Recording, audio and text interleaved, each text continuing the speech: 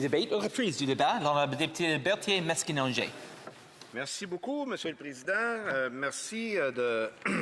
Je suis content de prendre la parole pour un premier discours. Donc, ça me donne un peu plus de temps. Je vais profiter de l'occasion. C'est la première fois que je le fais en votre présence aussi pour vous féliciter pour votre nomination, Monsieur le Président. Par contre, je ne pourrai pas féliciter le gouvernement pour sa transparence. Je dois vous aviser en début de discours que je partagerai mon temps avec mon estimé collègue de Laurentides-Labelle. Écoutez, la motion d'aujourd'hui, elle évoque le prix en épicerie pour ramener la demande de budget, pour qu'on soit certain que le gouvernement a compris la demande, l'ordre du Parlement. Puis c'est quand même assez ironique, Monsieur le Président, d'entendre le représentant du gouvernement, secrétaire parlementaire, c'est pas rien, là, c'est supposé de savoir de quoi il parle, là, nous dire « Il n'y a personne qui a appelé mon bureau de comté pour demander un budget. » Soyons sérieux. La Chambre, l'ensemble des élus, les représentants de cette population-là ont donné l'ordre au gouvernement de faire un budget avant l'été. Monsieur le Président, le Parlement, c'est le patron du gouvernement. C'est d'où il tire sa légitimité. Il doit respecter les demandes du Parlement. Et moi, j'ai bien l'impression que cette motion-là aussi, qu'on a aujourd'hui, elle va être adoptée également. Alors, s'il vous plaît, qu'on ne vienne pas nous faire du populisme et vous dire « personne ne s'est plaint de ça ». C'est évident, Monsieur le Président. Les gens sont soucieux de faire l'épicerie. Et je vais profiter de l'occasion pour vous en parler également. Donc, il faut réaliser l'impact de la situation actuelle. Non seulement on n'a pas siégé depuis le 18 décembre, on vient de recommencer. Là. Alors, c'est de nombreux mois sans que le Parlement ne puisse siéger, examiner les actions du gouvernement, demander des comptes, protéger nos citoyens dans nos circonscriptions. C'est ça la fonction de l'opposition, Monsieur le Président. Donc, non seulement ça fait très longtemps, là, en plus, on nous dit « Bon, ben let's go, on va faire des dépenses. » Puis, je tiens à être bien clair, là, le Bloc québécois est en faveur du principe de diminuer les impôts. Là. Il n'y a pas personne qui est contre la tarte aux pommes, Monsieur le Président. Par contre, on aimerait savoir c'est quoi la planification. À quel endroit on va prendre l'argent? Ça va venir de quel poste de dépense, ça? Est-ce qu'on va nous annoncer, rendu à l'automne, une fois que ça sera mis en vigueur, que finalement, on va réduire les transferts en santé aux provinces parce que qui s'arrange? Nous autres, on avait décidé qu'on faisait plaisir au monde, on a baissé les impôts. Est-ce que c'est ça qui nous attend? Si c'est ça qui nous attend, je ne suis pas sûr que les gens à la maison, ils veulent qu'on les laisse faire. C'est ça l'enjeu, Monsieur le Président. Ils vont couper dans quoi d'autre, ces coupes-pas-là? Programme d'infrastructure. On est dans une période d'adaptation au dérèglement climatique fondamentale. Nos municipalités ont besoin de sommes importantes pour revoir les infrastructures, pour parer aux inondations ou aux coups d'eau importants comme on a eu, Monsieur le Président, dans ma circonscription de Berthier-Masquinongé, le 9 août dernier. C'était atroce comme situation. Il ne faut pas juste être là pour dire « Ah, pour vous, venez, on va vous aider à vider votre sous-sol. » On le fait, mais ce qu'il faut comme gens responsables, élus, c'est ça notre job. On est élus pour administrer.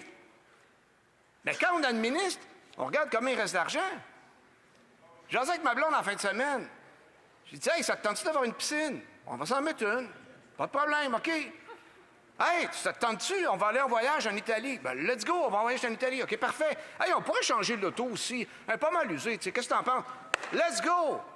Pensez-vous vraiment qu'une famille normale va se lancer dans des dépenses comme ça? Ça ne veut pas dire que les dépenses ne sont pas justifiées, ne sont pas importantes, ne sont pas intéressantes, mais pensez-vous vraiment que les gens, là, la fameuse expression monsieur, madame, tout le monde, qu'un paquet de monde ici utilise à tort et à travers, pensez-vous vraiment qu'une famille va faire des gestes comme ça sans faire de budget?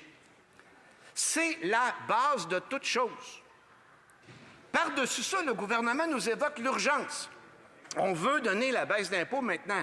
Bien, il y a une particularité dans le système parlementaire, Monsieur le Président, c'est quand les voies et moyens sont déposés, la mesure s'applique.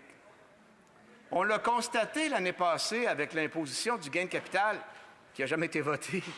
Hein? Ça s'est appliqué, puis là, on est pogné avec ça. Bon, donc, Revenu Canada puis les agences ont déjà ajusté leur taux. Les employeurs ont déjà commencé à diminuer les relevés les prestations d'impôt sur les revenus. Il n'y a pas d'urgence. Il n'y a pas d'urgence. Ce sont de faux prétextes. Donc, ce qui est important, c'est qu'on travaille comme il faut. Puis on a le temps de le faire, travailler comme il faut, Monsieur le Président. On a le temps de faire ça. C'est important. Surtout qu'on est devant un gouvernement qui nous promet de la magie en campagne électorale. Toute la campagne électorale. Ah oui, mesdames et messieurs, ne soyez pas inquiets. Nous allons balancer le budget et nous allons également, en même temps, réduire les impôts. On est capable de faire ça. Ça prend un chapeau qu'une baguette, là, puis là, il y a un lapin quelque part, je ne sais pas. Mais il faut être sérieux, Monsieur le Président. Ça prend quelque chose. On a obtenu l'état des dépenses récemment, puis on apprend que les dépenses ont augmenté de 8 alors que ce gouvernement-là s'est fait élire sur la promesse de limiter l'augmentation des dépenses à 2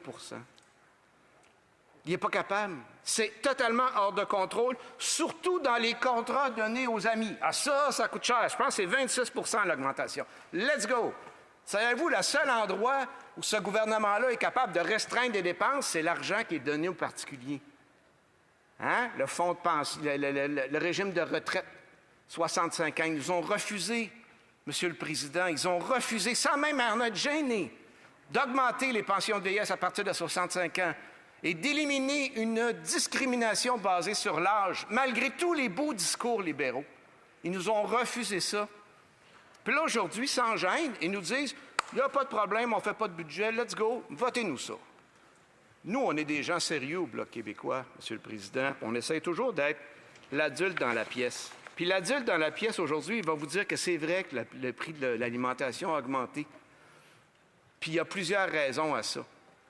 Puis je vais décevoir un peu les gens du Parti conservateur, mais je vais leur apprendre que depuis le 1er avril, où là, on a retiré la taxe carbone pour les particuliers, il n'y a pas eu de baisse du prix de l'alimentation, malgré ce qu'ils nous prétendaient pendant de nombreux mois, de nombreuses années.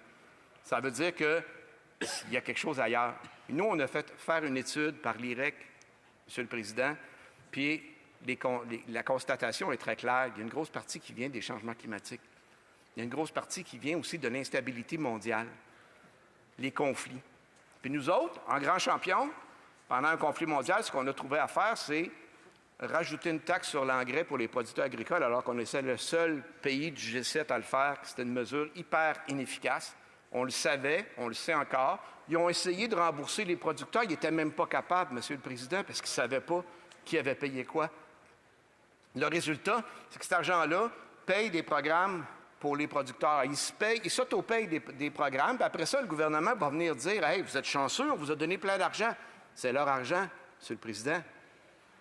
Des programmes d'assurance de gestion des risques dans les entreprises, Monsieur le Président, ça ne fonctionne pas du tout. Il y a des choses de base qu'on peut faire, puis je tiens à féliciter quand même les membres de la Chambre, vous allez voir que je ne fais pas juste chialer, d'avoir posé un geste important jeudi dernier en acceptant unanimement d'envoyer le projet de loi pour protéger la gestion de l'offre directement au Sénat. Ça, c'en est une mesure. Oui, c'est une mesure très importante qui protège non seulement les gens qui se lèvent le matin pour nous nourrir, Monsieur le Président, mais qui protège aussi le prix du panier d'épicerie. Puis s'il y en a qui ne me croient pas que la gestion de l'offre, c'est ça que ça fait, là, allez voir le prix d'une douzaine d'œufs aux États-Unis. Vous allez comprendre de quoi je parle. Au-delà de ça, j'ai mentionné dans une question tantôt l'implantation d'un code de conduite dans le monde des épiceries pour donner des meilleures conditions peut-être aux petits fournisseurs. Puis allez voir, mon collègue du NPD va être content de m'entendre parler de ça, d'aller voir aussi le mécanisme de fixation des prix dans ce monde-là, avoir un institut d'observation pour qu'on puisse voir à quel endroit on peut agir. Préserver la concurrence, Monsieur le Président. Arrêter de permettre des concentrations abusives dans les industries. Ça protège nos citoyens. Favoriser les circuits courts, la transformation régionale. Investir dans des infrastructures, comme par exemple des abattoirs régionaux qui vont devenir une infrastructure de base autour duquel un écosystème de producteurs va s'instaurer. Ça va amener une stabilité, donc une moins grande augmentation des prix. Puis soutenir nos producteurs agricoles mieux qu'avec des programmes épouvantablement ridicules comme Agri-Relance, qui a pris 2 ans avant de venir supporter juste la moitié du monde qui en avait besoin. 2 ans, programme d'urgence. Juste dire ça, c'est comme une grosse joke. Donc, Monsieur le Président, je vous remercie pour ça. Puis moi, je lance le message au gouvernement. Ce que ça le prend, c'est que vous êtes sérieux, là. Déposez un budget, puis on va travailler de façon sérieuse sur des bases solides. Merci. Bravo! Question parlementaire. L'honorable député de Québec Centre. Merci.